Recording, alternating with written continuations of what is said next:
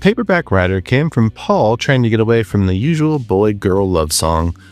And the core idea was simple and pretty specific: a hungry young author writing to a publisher, pitching a 1,000-page manuscript and begging for a break.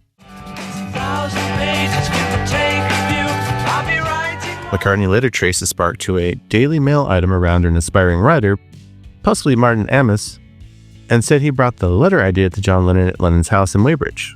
Lennon helped him tighten it, but the concept was Paul's. That is what makes the song funny. It's not really based on a dramatic real event, but it's rooted in a very real mid-60s mood, because Britain was full of young people trying to move upward and get published and get noticed and get out of their ordinary jobs. The narrator is not a romantic hero. It's basically sending a desperate cover letter. Even the details feel slightly ridiculous on purpose. The book is enormous, the author is pushy, and the whole thing has the nervous confidence of someone who thinks he is one good pitch away from being somebody. And the recording was just as important as the lyrics. The Beatles began recording Paperback Writer at EMI Studios on April 3, 1966, during the early Revolver sessions, after finishing George Harrison's Love You Too. The basic rhythm track took only 2 takes, but the next day they added the features that make the record jump out of the speakers: the thick backing vocals and Paul's huge bass sound.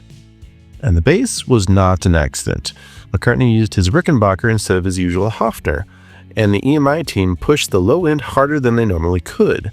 According to the Beatle Bible's summary of the session details, the engineers even used a loudspeaker as a microphone in front of the bass amp, then mastered the record with Abbey Road's automatic transient overload control so the bass could hit harder without making the needle jump.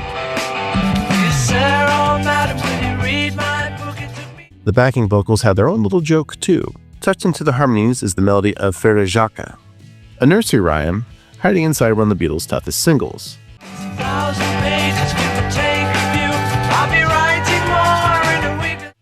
Released with Rain as the B-side, Paperback Writer came out in the US on May 30th, 1966, and in the UK on June 10th. It became a #1 single in Britain and was also the Beatles' only US #1 release that year. It was also the last new Beatles song added to their 1966 tour set, which gives it an odd place in the story: a loud, funny, bass-heavy single about a wannabe novelist, arriving right as the Beatles were about to stop being a touring band and become something stranger in the studio.